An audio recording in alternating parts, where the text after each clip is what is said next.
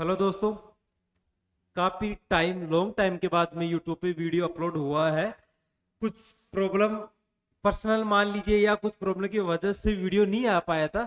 अब आपके लिए मैं कोशिश करूंगा कि कंटिन्यू वीडियो आए और किसी न किसी टॉपिक पे हम बात करते रहेंगे। आज हम बात कर रहे हैं परमाणु बम के बारे में। यानी कि अभी एक रिपोर्ट आई है, रिपोर्ट के अनुसार सबसे ज्यादा परमाणु बम तो किसके पास में, रशिया के पास में है। लेकिन एक देश, गरीब देश पाकिस्तान, पाकिस्तान के पास में एक ही मुद्दा था बात करने के लिए या फिर भारत के ऊपर बोलने के लिए। क्या था कि मेरे पास परमाणु हथियार है। एक ही था कि मेरे पास क्या है, परमाणु हथियार है। हर बार धमकियों में एक ही चीज दोहराता था कि मेरे पास परमाणु हथियार है। उसी टाइम पे यानी कि पिछली रिपोर्ट के अनुसार भारत के पास में कितने परमाणु हथियार थे? 164, 164 थे। और 167, 167 किसके पास में थे? पाकिस्तान के पास में थे। लेकिन नई रिपोर्ट के अनुसार कितने हो गए, इसके बारे में हम बात करने वाले। उसके बाद में हम बात करेंगे परमाणु से दुनिया खत्म हो सकती है क्या? अगर परमाणु अटैक हुआ तो दुनिया खत्म हो सकती है क्या? चलिए एक बार हम डेटा चेक करते हैं कहां पे कितने परमाणु बम है। चलिए बात नंबर 1 पे है रसिया। रसिया के पास में कितने हैं? कितने हैं? सबसे अधिक रसिया के पास में है 5580। उसके बाद में किसके पास में हथियार सबसे ज्यादा? अमेरिका के पास में। किसके पास में है? अमेरिका के पास में है। अमेरिका के बाद में अगर मैं बात करूं, चाइना के पास में कितने हैं? 500 परमाणु हैं। फ्रांस के पास में कितने हैं? 290। चलिए अब हम बात करेंगे भारत के पास में, इंडिया के पास में। भारत के पास में कितने परमाणु हथियार हैं? भारत के पास में माय डियर 172। और पाकिस्तान के पास में, कंगाल देश के पास में कितने हैं? 170। यानी कि भारत पाकिस्तान से अधिक परमाणु बम रखता है। ये अब जो रिपोर्ट आई है उसके अनुसार। और उसके बाद में किसके बाद में है? सबसे कम किसके पास में है? नॉर्थ कोरिया के पास में। कितने? 50 परमाणु हथियार हैं। अब ये तो हुई बात परमाणु के बारे में, यानी कि पाकिस्तान से परमाणु में भी आगे निकल चुका है भारत।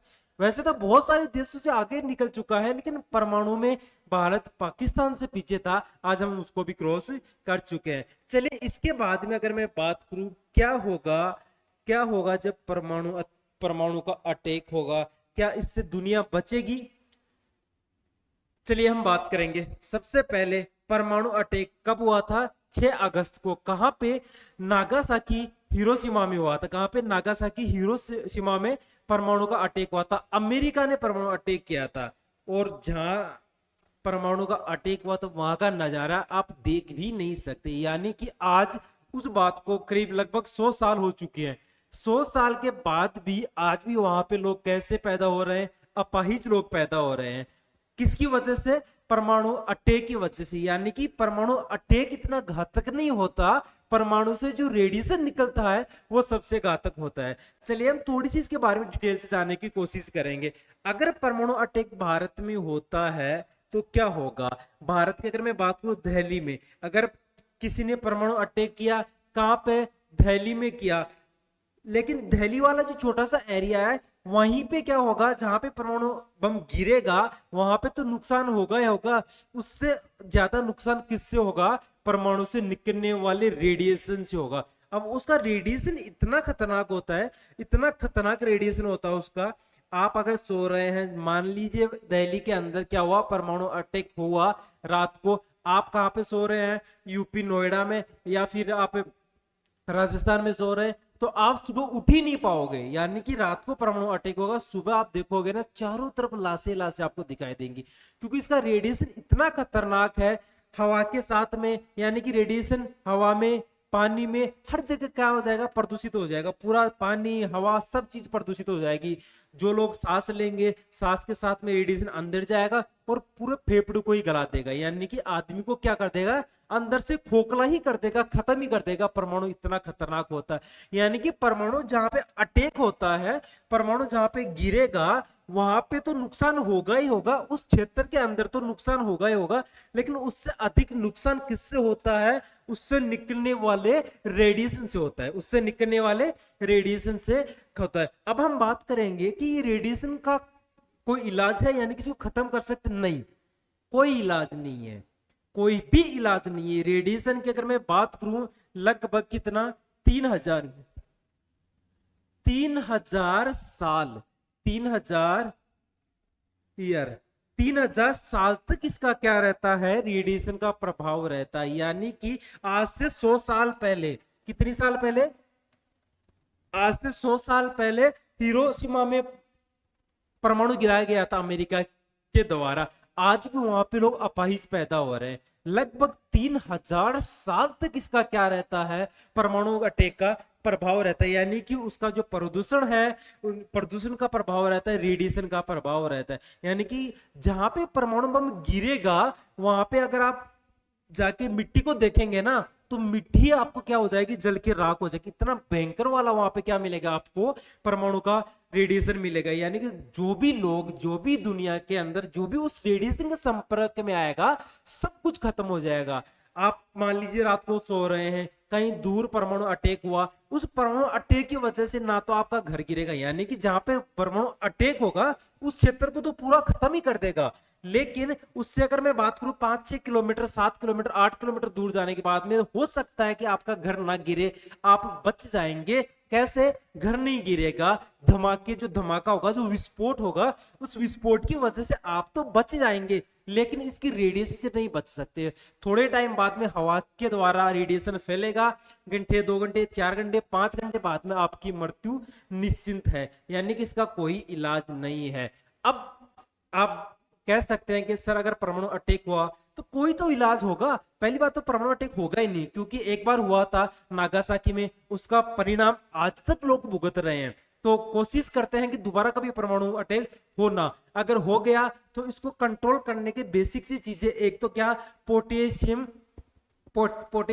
आयोडाइड, हाँ, एक तो पोटेशियम आयोडाइड का लेप कर सकते हैं। दूसरा, बेरिक एसिड का छिड़काव कर सकते हैं। किसके द्वारा? हेलीकॉप्टर के द्वारा या फिर एरोप्लेन के द्वारा किसका, बेरिक एसिड का छिड़काव किया जा सकता है। उस छिड़काव की वजह से कुछ हद तक क्या किया जा सकता है, रेडिएशन को कंट्रोल किया जा सकता है, कुछ हद तक रेडिएशन को कंट्रोल किया जा सकता है। यानी कि रेडिएशन बेरिक एसिड में क्या होगा, बेरिक एसिड वेट आता है, जो परमाणु अटैक होगा वहां पे रेडिएशन उसके चिपक जाएंगे बेरिक एसिड के, और बेरिक एसिड नीचे आके गिर जाएगा। उससे कुछ हद तक हम क्या कर सकते हैं, परमाणु को, जहां परमाणु अटैक होगा वहां के रेडिएशन को बचा सकते हैं। अब इसका इलाज तो कोई है नहीं, क्योंकि जिस तरीके से हवा में फैलेगा, पानी के द्वारा फैलेगा रेडिएशन, उस पूरे क्षेत्र में क्या हो जाएगा, मृत्यु निश्चिंत होनी है। समय मैंने बता दिया, लगभग 3000, कितना, 3000 साल तक इसका क्या रहेगा, परमाणु का रेडिएशन फैलता रहेगा। यानी कि परमाणु से बचने का कोई इलाज नहीं है। हाँ, एक चीज और कहा जाता है, प्याज,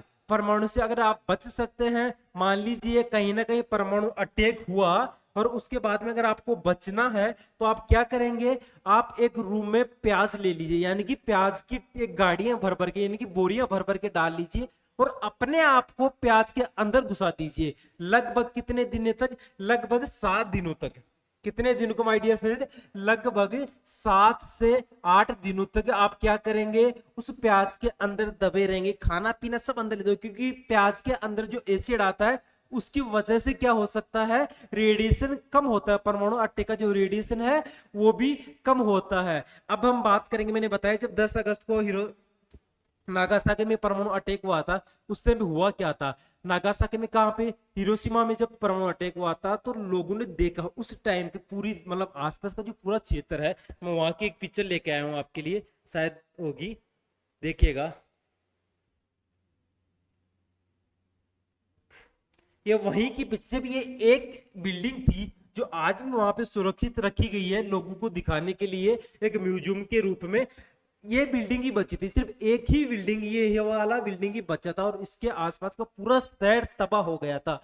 किसकी वजह से, सिर्फ धमाके की वजह से। किसकी वजह से, सिर्फ धमाके की वजह से पूरा क्षेत्र क्या हो गया था, खत्म हो गया था। लेकिन उस टाइम पे कुछ लोग जिंदा थे जो अपनी आंखों से देख पाए। लेकिन जब वो रात गुजरी, रात को परमाणु अटैक हुआ था, जब रात गुजरी, जब सुबह हुई, तो लोगों ने देखा कि चारों तरफ लाश ही लाश बिखरी हुई है। किसकी वजह से, रेडिएशन की वजह से। सबसे अधिक प्रभाव करता है रेडिएशन।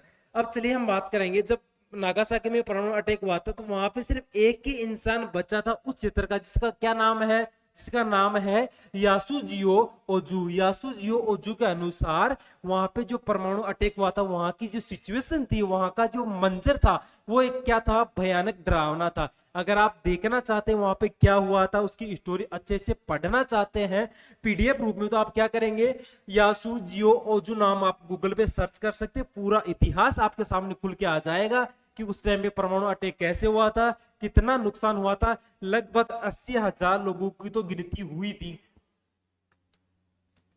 कितनी? लगभग 80,000 लोगों की तो गिनती हुई थी जो परमाणु अटैक से मरे थे। लेकिन कहा जाता है लगभग 4 से लेके 5 लाख तक क्या हुआ था, लोगों की, मरने वालों की संख्या 4 लाख से 5 लाख के बीच में बताई गई है। तो हम कोशिश करेंगे कि कभी भी दुनिया में परमाणु का इस्तेमाल ना हो। चलिए मिलते हैं एक ऐसे ही वीडियो के साथ में, तब तक के लिए बाय बाय।